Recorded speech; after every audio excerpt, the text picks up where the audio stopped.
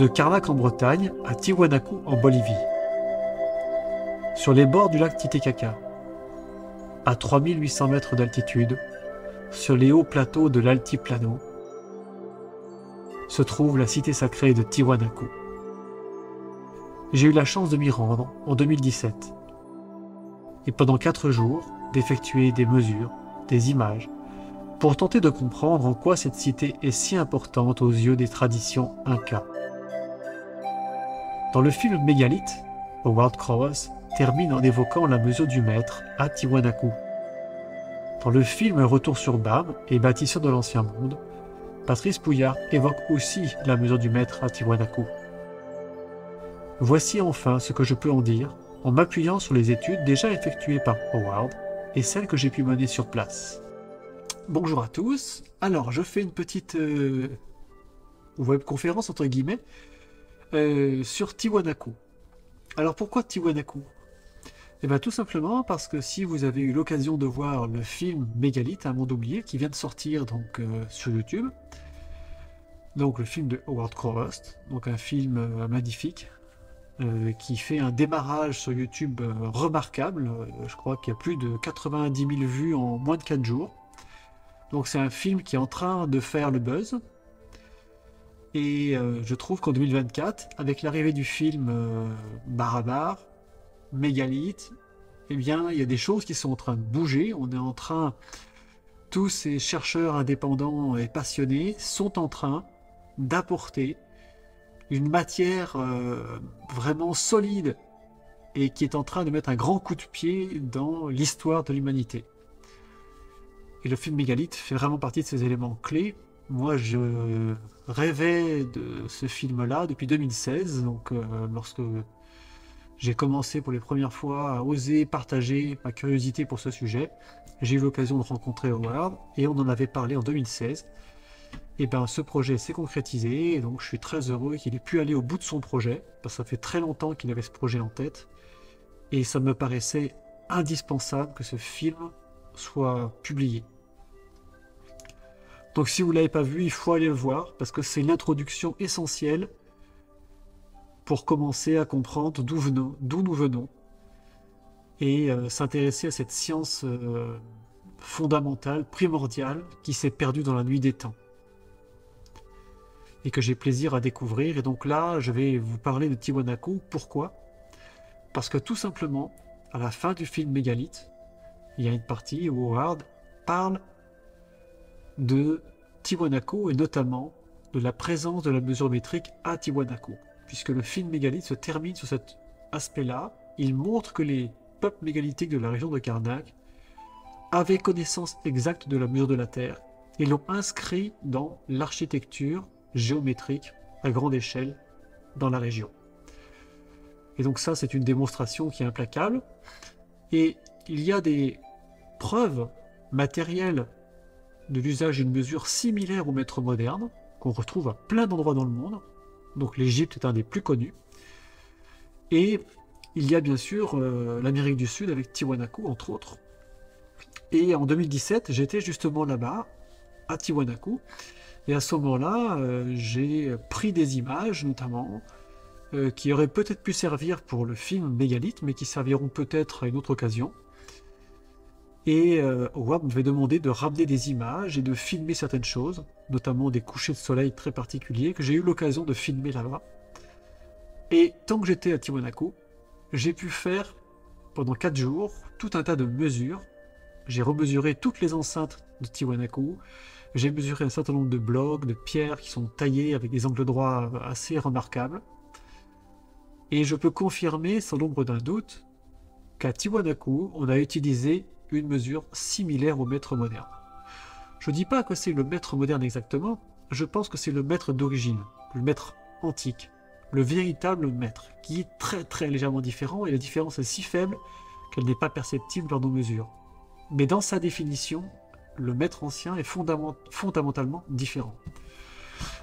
Donc revenons à Tiwanaku. Voici, je vais vous partager ce que j'y ai découvert. J'ai partagé un certain nombre de ces recherches et découvertes dans un documentaire que j'ai publié en 2019, suite justement à mon voyage en 2017, qui s'appelle Pérou-Bolivie, Nouveau Regard, et il a été présenté une des premières fois chez Howard en 2019, à l'occasion du solstice d'hiver. Tiwanaku, c'est en Bolivie, à 3800 mètres d'altitude. Et aujourd'hui, le site que vous pouvez voir à Tiwanaku est très différent de ce qu'il était lorsqu'il a été fouillé pour les premières fois à la fin du 19e siècle. Voici des photos de ce à quoi ressemblait l'enceinte. Il ne restait que des monolithes debout et des fondations de murs qui se trouvent ici, enterrées dans le sol. Voici d'autres photos, avec ici on distingue les restes d'une enceinte qui s'appelle l'enceinte semi-enterrée. Ici, une porte d'entrée avec des marches et des mégalithes posés ici, qui forment comme un quadrilatère, que l'on peut voir aussi également sur cette photo-là. C'était donc une enceinte de quadrilatère de menhirs dressés. Voilà ce qu'il y avait là-bas. Beaucoup de choses avaient été recouvertes par le temps.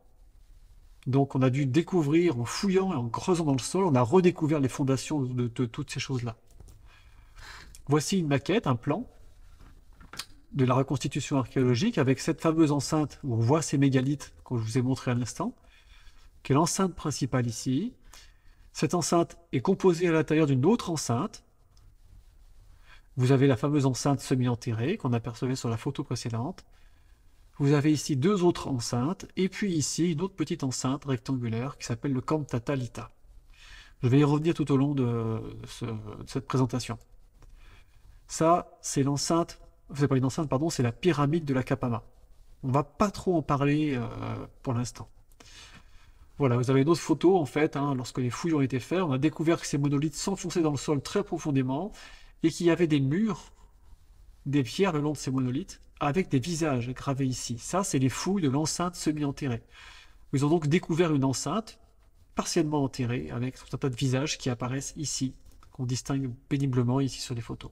On en voit ici également. Et en arrière-plan, vous avez l'enceinte qui correspond à celle-ci en fait. Et la photo de droite, là, correspond à ces murs-là, ici. Les murs de l'enceinte semi-enterrée. Il y avait également, à Tiwanaku, des monolithes dressés représentant des personnages. Il y en avait plusieurs. Et ce qui est malheureux, c'est que beaucoup d'entre elles ont été déplacées et mises dans un musée.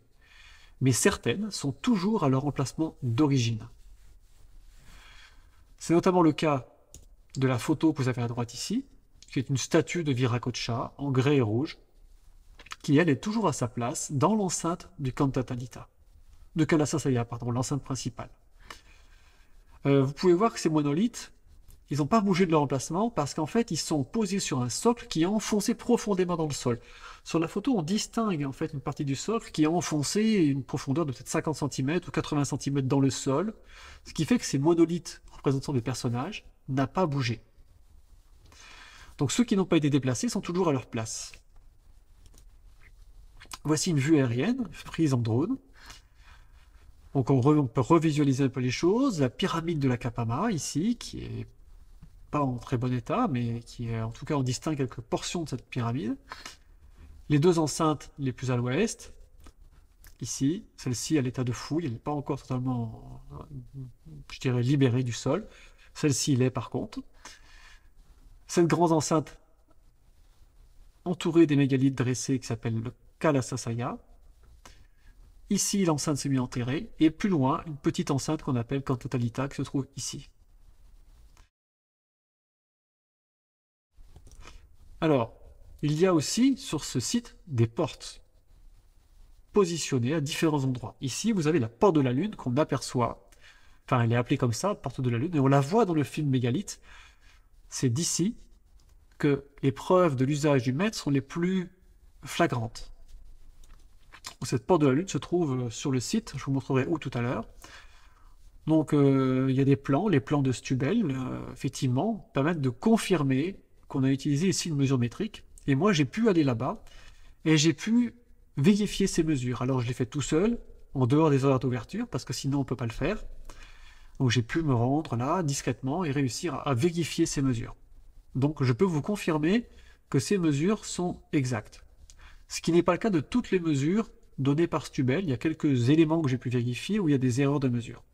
Mais ici, celles-ci sont exacts et que à l'ordre de 1 ou 2 millimètres, j'étais d'accord avec ce qu'il avait donné dans ce schéma. Et donc, eh bien, on peut voir tout simplement que la hauteur ici du sol jusqu'à la frise, c'est 2 mètres. On va retrouver également des dimensions de 50 cm, de la frise jusqu'à cette encoche-là. Même encoche qui mesure par ailleurs 30 cm. Puis nous avons 1,20 m du bas de l'encoche jusqu'au sol. La largeur des piliers mesure 50 cm. Les deux piliers mesurent la même largeur. Et la largeur moyenne, non pas de l'ouverture, mais de cette partie-là, qui est donc qui présente une sorte de décroché, une encoche. Là, ici, nous avons effectivement une largeur d'1 mètre. Et enfin, la hauteur, 2,23 m, la hauteur totale de la porte, c'est tout simplement la diagonale d'un double carré de 1 mètre par 2 mètres que l'on va rabattre pour créer la hauteur finale. Ça, on le voit très bien dans le film Mégalithe. C'est animé à la fin du film, il y a une animation pour montrer ça. Donc là, très clairement, tout indique dans cette porte qu'on a utilisé la mesure métrique. Après, il y a d'autres cotations qui ne sont pas forcément en mesure métrique, mais qu'on pourrait essayer de comprendre. Enfin, on a tout de même ici une encoche de 10 cm. Et après, on a des mesures qui peuvent être des mesures à essayer de comprendre, qui ont d'autres raisons géométriques ou esthétiques, je ne sais pas. Mais en tout cas, il est évident ici qu'on a utilisé le mètre. C'est évident. Hein, la géométrie le confirme, les mesures les plus grandes le confirment. Donc oui, il y a un problème. On a utilisé une mesure métrique à Tiwanaku. Mais il y a d'autres preuves et je vais vous les partager.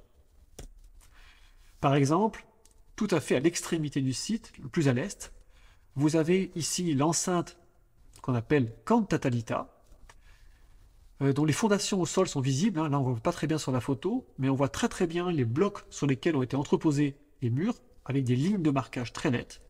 Ça, j'ai pu le mesurer exactement, comme toutes les enceintes que j'ai pu mesurer. Donc je connais les dimensions. Et il y a juste derrière une grande dalle maquette, une dalle de pierre, qui représente une sorte de maquette d'un temple, avec une cour centrale, des marches d'escalier pour monter sur une sorte d'esplanade. Voilà, une sorte d'objet assez curieux. Juste derrière se trouve une porte ici, qui est enfoncée dans le sol et qui est partiellement grisée, mais qui se trouve là, et qui a été découverte ici. Hein. Elle n'a pas été déplacée, c'est là qu'elle a été découverte par Stubel. Et donc cette maquette, ici, j'ai eu l'occasion de la mesurer sous toutes les coutures, pour vérifier ce que Stubel a fait dans son plan. J'apporte quelques petites corrections. Hein. Son plan comporte quelques petites erreurs. Peut-être a-t-il mesuré un peu vite, mais globalement son plan est juste, mais il y a quelques petites erreurs et quelques petites nuances très importantes. Et donc j'ai pu la mesurer intégralement, même si elle est brisée dans sa longueur, il y a une partie de la longueur qui n'est pas brisée. Ici, sur l'avant, ici, il y a une façade. Sur l'avant, il y a la partie finale de la dalle, bien verticale et polie, qui reste visible. Ce qui fait que j'ai pu mesurer aussi sa longueur et sa largeur. Et bien sûr, j'ai mesuré toutes les dimensions de toutes ces enceintes. Et donc, ça vous donne... ici, c'est des photos que j'ai réalisées lorsque j'ai fait les mesures. Et voici un plan de cette dalle maquette vue du ciel. Et on voit des choses tout à fait intéressantes, c'est que vous avez des longueurs 2 mètres ici, c'est la longueur de la cour intérieure, jusqu'à cette première partie ici, ce premier décroché. Ici, vous avez exactement 2 mètres. Ensuite, du fond de cette cour jusqu'au fond de la dalle, vous avez 1,50 m. Quant aux dimensions de la dalle, c'est pas tout à fait un carré. Elle fait 3,96 m de long par 4,04 m. Et c'est là que je suis pas d'accord avec Stubel, parce que Stubel a indiqué 4 mètres. Dans les deux cas, en largeur et en longueur. Or, c'est très net, c'est pas un carré. À mon avis, il y a une petite erreur dans sa mesure. Ou peut-être a-t-il fait la moyenne des deux, je ne sais pas. Mais les dimensions dépassent 4 mètres, c'est certain. Mais en réalité, c'est une subtilité intéressante qui vient aussi confirmer l'usage du mètre. Déjà, dans un premier temps, le périmètre de la dalle, c'est 16 mètres, un nombre entier de mètres. Et le rapport qu'il y a entre la largeur et la longueur, c'est intéressant parce que c'est un rapport de 99 à 101. Et ça, c'est important parce que lorsque vous avez le nombre 99 comme ça, sur une figure quasiment carrée, ça fait immédiatement penser à une fraction qui est 99 par 70, qui permet d'approcher le rapport qu'il y a entre la base d'un carré et sa diagonale. Autrement dit, si la base du carré vaut 70 unités, la diagonale en vaut 99. Ou inversement, je peux prendre un carré dont la base du côté est 99 unités. Dans ce cas-là, la diagonale va valoir 2 fois 70, c'est-à-dire 140 unités. Et là, ce qui est intéressant dans cet exemple, c'est que le fait qu'on ait choisi ces dimensions, 396 sur 404, va donner à la largeur de cette dalle 5 mètres 65 et 7 mm. Or, ce nombre, c'est exactement 4 fois racine de 2 en mètres. Racine de 2, c'est 1,414, 2 et ainsi de suite. C'est un nombre irrationnel. Mais le fait de retrouver 4 fois la valeur de racine de 2 en mètres sur la diagonale indique clairement qu'on a utilisé le mètre. Et oui, parce qu'en fait, si on manipule le mètre, on peut le manipuler avec des valeurs en nombre entier, mais on peut aussi l'utiliser sur d'autres mesures irrationnelles. Par exemple, si je manipule le mètre et que moi je veux montrer des nombres qui sont importants pour moi, je vais tracer des dimensions qui font par exemple 1,618 m, par exemple, ou 1,414 m, qui est la racine de 2, ou 1,732 m, qui est la racine de 3, par exemple. Donc j'utilise le mètre pour faire apparaître des nombres en mètres. Donc quand sur une figure quasiment carrée, qui présente un rapport de proportion qui semble avoir été ajusté pour faire apparaître 4 fois la racine de 2 sur la diagonale, ça, c'est un indice très clair qu'on a utilisé le mètre. Et les exemples que je vous donne à l'instant, ici, sachez que la longueur de l'enceinte intérieure fait 1,61 m et 8 mm, 1,618 m. Ici, vous avez 1,73 m, soit racine de 3 en mètres, à 2 mm près. Ok ? Donc vous avez clairement dans cette conception l'usage du mètre et la mise en évidence du mètre à travers des nombres irrationnels. Voilà, cette dalle est très très intéressante. Il y a de la géométrie aussi, hein, il y a du triangle 3, 4, 5, il y a beaucoup de choses à voir ici. Mais clairement, pour moi, elle est aussi un élément qui indique l'usage du mètre, sans l'ombre d'un doute. Il n'y a pas que ça.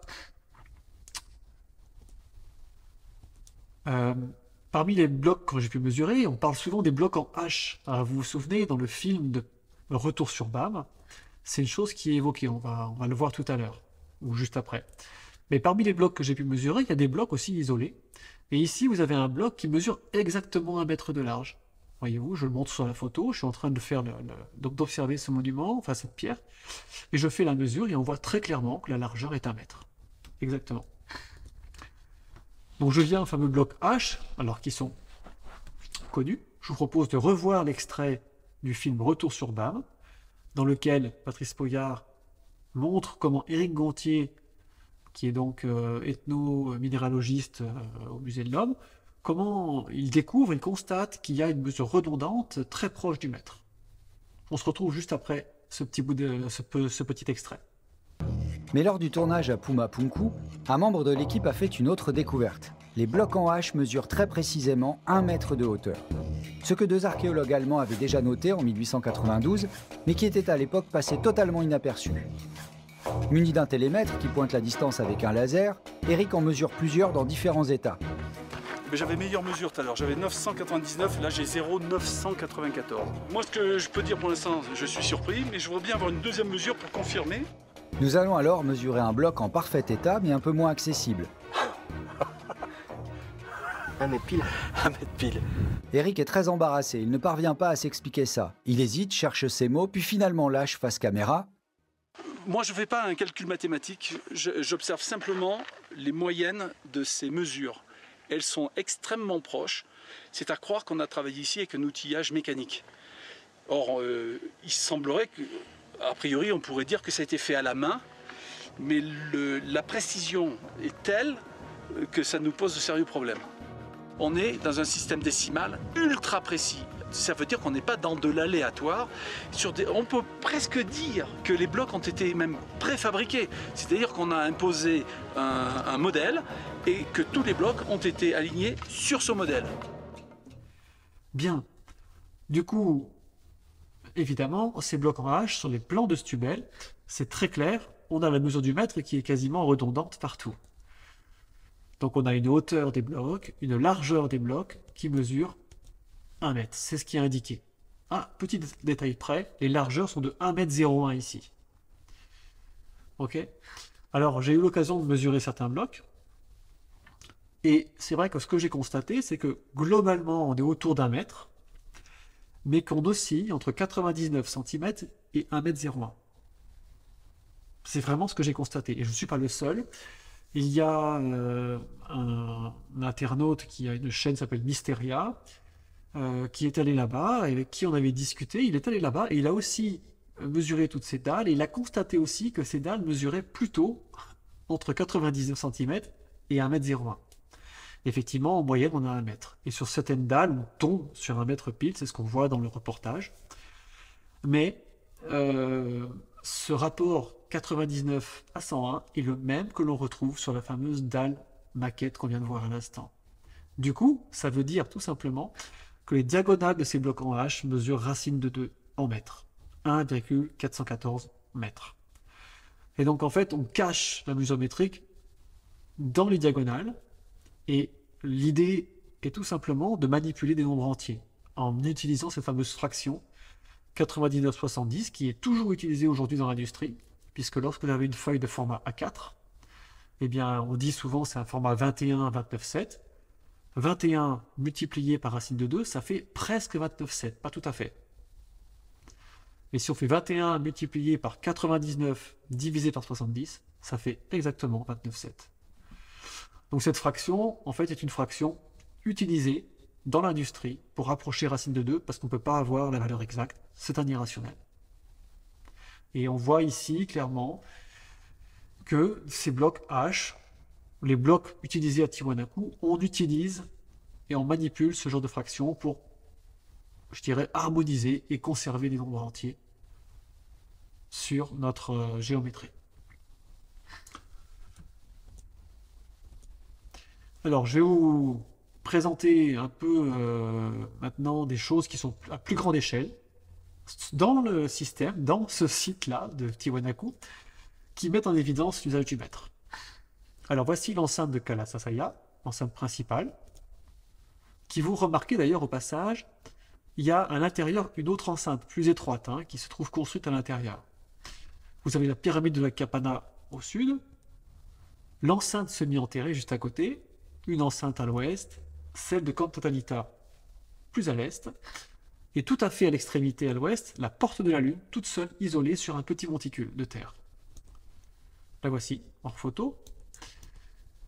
La dalle maquette se trouve, elle, être le monument le plus à l'est. Elle se trouve ici, à côté de Camp Totalita. Donc la revoici en photo. Et juste devant, la porte de Camp Totalita, qu'on a vu tout à l'heure sur la photo, dans l'enceinte de Camp Totalita. Je vous montre maintenant où se trouvent les statues. Donc ça, c'est une photo plus précise vue d'un drone. Donc la porte du soleil, cette fameuse porte du soleil qui est connue à Tiwanaku, se trouve ici, dans le coin. La voici en photo. La statue centrale, qu'on appelle la statue de Viracocha aussi, se trouve au centre de cette enceinte ici. Donc la voici en photo. Vous avez également une autre statue à l'extérieur, au nord-est, qui se trouve ici. Vous avez une statue au sud-ouest, celle qui est en grès rouge qu'on a vue en photo tout à l'heure lorsqu'elle a été redécouverte. La voici ici en photo que j'ai prise en 2017. Et puis vous avez 3 statues au centre de l'enceinte semi-enterrée. Les voici en photo. Avec ici, vous voyez, quand ça a été découvert, les menhirs qui dépassaient, il y avait des murs de pierre entre les menhirs avec des visages gravés ici. Donc voici une vue en drone qui représente la même chose. Je vous remontre ici l'enceinte semi-enterrée avec la porte d'entrée, qui est une porte pour faire un escalier qui descend. la porte d'entrée de Kalasasaya, qui présente un léger retrait par rapport au mur. C'est-à-dire que la porte ici, elle est légèrement en retrait. La porte de la lune, du soleil, pardon, et plus loin la porte de la lune. Déjà, vous devez vous rendre compte qu'on a un alignement de 4 portes, avec le soleil qui se couche derrière. Les 3 statues, le Viracocha, la statue sans tête, la statue Viracocha ouest. Sur la porte du soleil, évidemment, il y a cette figure-là, qui se trouve en haut au centre, qu'on appelle Viracocha, donc une sorte de dieu au bâton, c'est comme ça qu'il est souvent expliqué. Un personnage avec 24 rayons autour de la tête, et qui tient dans ses mains 2 objets étranges. Et moi, ces objets m'ont énormément intéressé, parce que j'ai pu aller mesurer celui-ci discrètement, et je peux vous donner une dimension de cet objet. Il mesure 44,7 cm. Voici la taille de cet objet. Or, il est divisé, vous pouvez le constater, en 7 parties. 1, 2, 3. La 4e est cachée par 4 doigts, 4, et donc 5, 6, 7. Nous avons donc une sorte de coudée composée de 7 paumes, chacune composée de 4 doigts. Ça, c'est extrêmement important, parce qu'en fait, ce dieu Viracocha, il tient la mesure du site. Et toutes les enceintes que j'ai mesurées sont des multiples en nombre entier de 7 coudées, de 44,7 cm. Et donc c'est extrêmement important. Et enfin, si je trace la diagonale entre les 2 extrémités de ces 2 bâtons, j'ai une longueur de 82,9 cm. Ce qui, au passage, est pratiquement le yard mégalithique, hein, mais à un demi-millimètre près par rapport à la mesure théorique. Ok, donc c'est ce que moi j'avais observé en faisant les mesures. Eh bien, nous allons constater d'autres preuves de l'usage du mètre et de cette coudée. Voici comment. Premièrement, on constate une chose simple, c'est que l'enceinte ici est quasiment orientée est-ouest, nord-sud, à la perfection, pratiquement. Ce qui est intéressant de constater, c'est que depuis les 3 statues qui se trouvent dans l'enceinte ici, si je trace un axe est-ouest, je passe sur la statue de Viracocha, et donc ici on a un axe central qui divise cette enceinte en 2 parties. Cette enceinte n'est pas tout à fait rectangulaire, vous avez vu que vous avez ici une sorte de décroché. Voilà. La distance entre ce coin-là et celui-ci, c'est 30 mètres exactement au passage. Chose que j'ai pu mesurer, c'est 30 mètres. J'ai les images d'ailleurs de cette mesure. Hein. Et donc vous savez la même chose de ce côté-là. Donc on a une sorte de décroché à l'avant. Et moi, ce qui est intéressant, par exemple, c'est que ce décroché, il a une fonction, entre autres, parce que si je prends dessus ce coin-là, que je trace une ligne jusqu'à l'entrée ici, donc l'axe central coupé par ces murs, et que je trace aussi un axe de là à là, en fait ça rentre dans une figure géométrique qui est une grille de 3 par 4. Cette même grille vient positionner en fait le centre de l'enceinte, ici, de cette enceinte-là, qui rentre dans 2 carrés, et puis vous avez ici une autre partie pour former le reste de l'enceinte. Donc ça c'est très intéressant parce que clairement on voit bien qu'on a une géométrie modulaire à base de grilles, avec ici en réalité un grand double carré, et ici un grand 4 par 3 ou 3, 4, 5 comme vous voulez, puisque la diagonale ici vaut 5 unités. Donc là on voit bien qu'on a de la géométrie très clairement qui vient organiser l'espace, et c'est une géométrie modulaire similaire à celle qu'on trouve dans les mégalithes un peu partout. Voici notre double carré. Et maintenant, on va découvrir un autre double carré, donc qui se trouve entre la porte du soleil et la statue centrale. Alors avec Howard, nous allons constater ce qu'on vous montre là, déjà, on en avait parlé avant de partir, avant que je me rende là-bas. Eh bien, entre cette statue et la porte du soleil, et le centre de la porte, vous avez exactement un double carré qui est positionné sur les axes cardinaux. Ça veut dire que si je trace l'est-ouest et le nord-sud, et que je rejoins ici la diagonale, ma diagonale, c'est celle d'un double carré, et cette diagonale, elle vaut exactement 100 mètres. Et ça, j'ai pu le vérifier sur place avec un télémètre, Leica Disto 810, je crois, un outil professionnel. Et donc c'est avec ça que j'ai pu vérifier cette mesure qu'on avait déjà compris vu de Google Earth, mais que j'ai pu vérifier sur le terrain. Donc je vous dis ça, à plus ou moins 1 ou 2 cm, c'est exact. On a vraiment une mesure de 100 mètres entre le centre de la statue et le centre de la porte du soleil. Sur cet axe-là. Donc c'est particulièrement intéressant. Pourquoi? Parce que du coup, chacun des carrés mesure 44,72 m, qui correspond à la coudée de Tiwanaku qu'on a vu tout à l'heure, qui mesure 44,7 cm. Et qu'on peut en fait affiner, puisqu'en fait, si la base c'est le mètre, à ce moment-là, la coudée de Tiwanaku en est déduite, et elle vaut 44,72 cm. Donc là, on a une preuve de plus, et à plus grande échelle, qu'on a manipulé le mètre à Tiwanaku en Bolivie, de l'autre côté de l'océan Atlantique. Mais c'est pas fini. Parce que il y a une chose qu'on peut faire, un pont qu'on peut faire qui est absolument remarquable, c'est que la coudée royale égyptienne, par exemple, elle est divisée en 7 paumes, chacune de 4 doigts. Mais c'est exactement pareil pour la coudée de Tiwanaku. 7 paumes, 4 doigts. C'est juste la longueur qui change. En Égypte, c'est une coudée de 52,36, la plus connue. Et ici, c'est une coudée de 44,72 cm. Mais le système numérique de division est le même.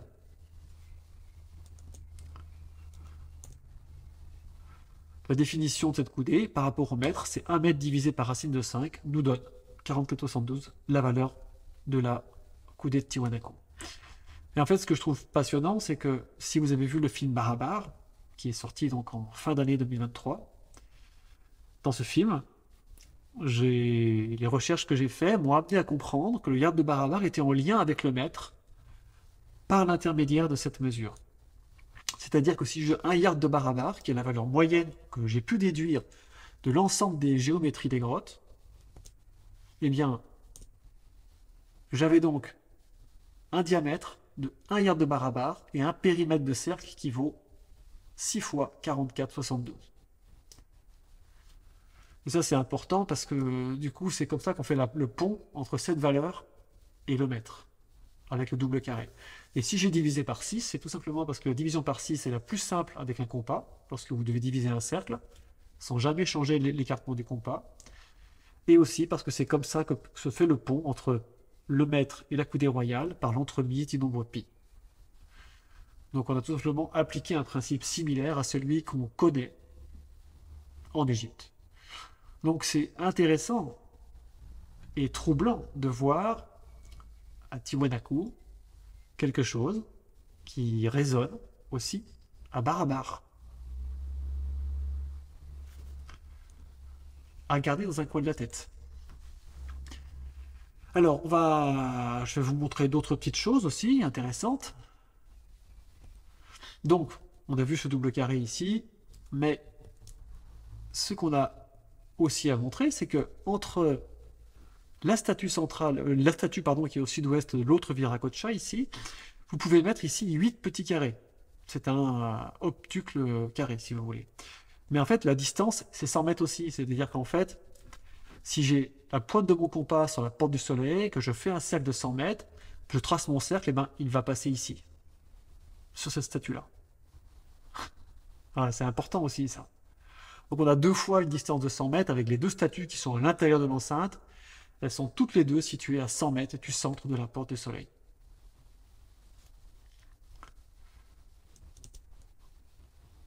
On va étendre un peu notre champ de vision et je vais vous montrer une relation qu'il y a entre, donc ça je retrace un axe est-ouest qui passe par les 3 statues centrales et le centre de l'enceinte pour la statue de Viracocha ici, et la grande dalle maquette qui se trouve tout à fait à l'est. Cette grande dalle maquette, si je pose un fil de cet endroit-là, que je vise la statue centrale de Viracocha, je vais tracer une figure géométrique qui, par rapport à l'est-ouest, est notre fameux triple carré que Howard montre sur les alignements d'Iménec dans le film Mégalithe, mais également que l'on retrouve à Göbekli Tepe et qu'on retrouve dans les textes également, les textes anciens.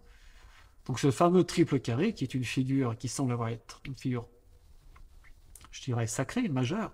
Je vous rappelle que la chambre haute de la Grande Pyramide, si j'en trace le profil, et que ça, c'est la base de la pyramide, eh bien la chambre haute se situe, sa hauteur, en fait, là, par rapport au point, c'est exactement le même rapport, c'est-à-dire qu'elle est à une hauteur qui vaut un tiers de sa distance par rapport à l'entrée, à la base au sol. Donc, dans le plan d'élévation, c'est un triple carré qui vient positionner la chambre haute de la grande pyramide. Ok? Donc, ce triple carré est une figure majeure, et ici, on peut la tracer. Et en plus de ça, ce qui est passionnant, c'est que la taille de ce triple carré, la diagonale ici, c'est 300 mètres. Vous pouvez le lire ici. 300 mètres. Et ce qui vient confirmer cette géométrie, maintenant, c'est que si je trace la diagonale, donc cette fois-ci je pars et je fais viser le coin du deuxième carré, donc je fais un double carré, je prolonge cette droite, elle vient intercepter ici le coin qui marque le début de l'enceinte centrale, ici, là. Voilà. Et si je fais la même chose et que je rajoute un carré,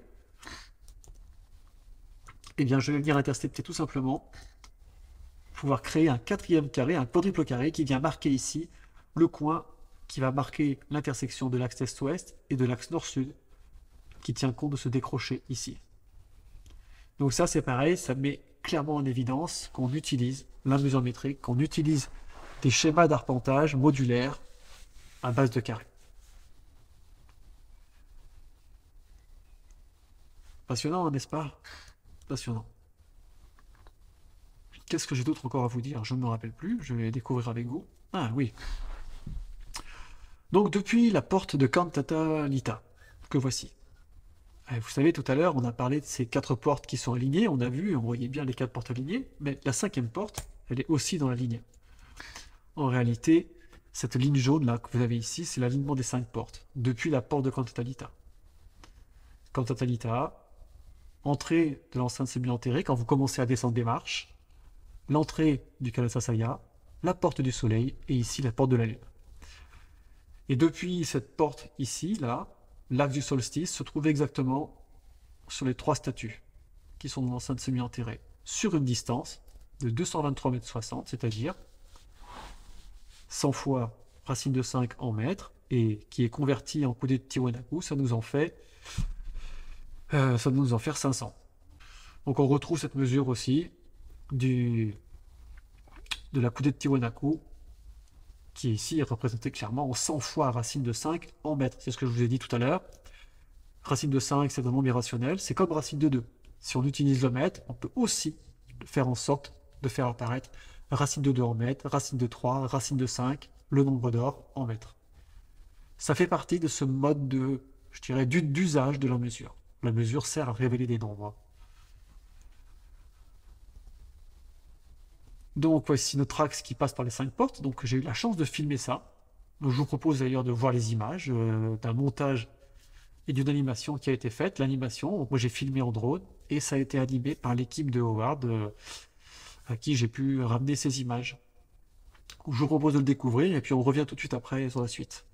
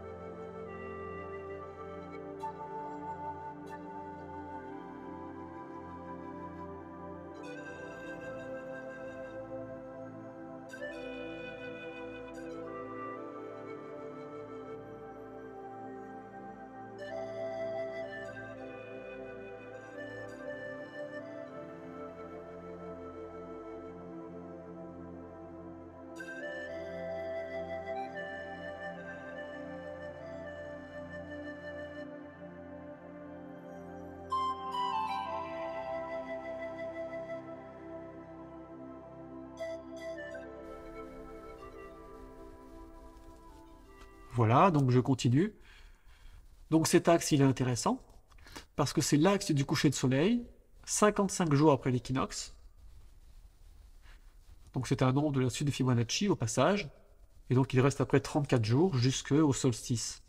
Donc on a 34 jours, 55, qui sont deux nombres de Fibonacci qui font le rapport 1,618 au passage. Et la distance de cette ligne, en fait, c'est 638,80 mètres. Et en fait, elle est intéressante, on s'en est rendu compte après, parce que ces 638,80 mètres viennent confirmer, sur une distance assez longue, l'usage de la coudée de Tiwanaku. Voici comment. On a vu que la coudée de Tiwanaku était composée de 7 paumes. Et donc si je mesure une paume mesure donc 6,388 cm. Donc autrement dit, ici, vous avez 10 000 paumes entre la porte de la Lune et la porte de Cantatanita. 10 000 paumes. Donc on vient confirmer de manière évidente l'usage de cette coudée qui est issue du mètre, puisque cette coudée, c'est un double carré. Et le double carré de cette qui vaut une coudée de large par 2 coudées de large aura une diagonale de 1 mètre. Et en plus, on retrouve ces 100 mètres qu'on a vu tout à l'heure. Donc ça commence à faire énormément de preuves évidentes qu'à Tiwanaku, de l'autre côté de l'océan Atlantique, on a utilisé le mètre. C'est assez dingue, je dois bien l'avouer. C'est un fait, c'est comme ça. Il n'est pas possible de le nier. Et, moi, j'ai pu le vérifier par moi-même en étant sur le terrain. Et voilà, quoi. S'il y en a qui en doutent, ben, qu'ils aillent faire les mesures, qu'ils aillent mesurer les enceintes sur le terrain, se rendre compte que ce sont des multiples en nombre entier de cette coudée-là, qu'ils mesurent les distances. C'est voilà, aux erreurs près, on est bien dans un système métrique. Effectivement. Le yard mégalithique, ben oui, on le trouve effectivement à Tiwanaku, puisque je vous ai montré tout à l'heure que on le voyait sur la diagonale de la statue de Viracocha. En fait, ce qui est intéressant, c'est que j'ai constaté tout simplement que cette histoire d'alignement des portes, Howard avait noté que c'était un axe qui permettait de créer une figure géométrique de 1 par 2,618, c'est-à-dire le nombre d'or au carré. Et on a dit qu'il y avait 55 jours ici, par rapport à l'équinoxe, jusqu'à cet axe-là, jusqu'à ce que le soleil se retrouve dans cet axe. Or, il se trouve que si j'ai 55 ici, je vais avoir 144 ici, et le multiple de 55 qui fait cette longueur-là, c'est 4 fois 4,14 mètres environ, et ça fait environ 2 toises mégalithiques. Donc, autrement dit, ici, on a 55 fois 2 toises mégalithiques. Ici, on a 144 fois 2 toises mégalithiques. Donc ça, c'est intéressant. Très intéressant. Et le truc le plus intéressant, à mon avis, dans ce sens-là, c'est qu'il y a un autre triple carré qui est très clairement dessiné entre la porte de la Lune et la statue centrale de l'enceinte semi-enterrée. Voici ce triple carré, donc il se forme comme ceci, et la distance, 414,70 mètres, c'est exactement 200 toises mégalithiques. Alors la toise mégalithique, pour rappel, c'est 2,5 yards mégalithiques. Voilà, si jamais vous avez une confusion à ce niveau-là. Donc ça, c'est pareil, c'est très très important. Tout à l'heure, on a bien vu qu'on avait un triple carré avec 100 mètres sur la diagonale. Ici, on a un double carré qui marque 200 toises mégalithiques sur la diagonale. Et ce qui est fascinant, c'est de voir comment ces arpenteurs de Tiwanaku ont été subtils. La statue qui se trouve à l'extérieur de l'enceinte, que voici ici, se trouve sur la diagonale de ce carré-là. Vous voyez, elle est là. Et bien, la diagonale de chacun des carrés, ici, elle mesure 185,46 mètres, ce qui, si je le convertis en yard, si je convertis ça en coudée de Tiwanaku, ça me donne 414,7 coudées de 44,72 mètres.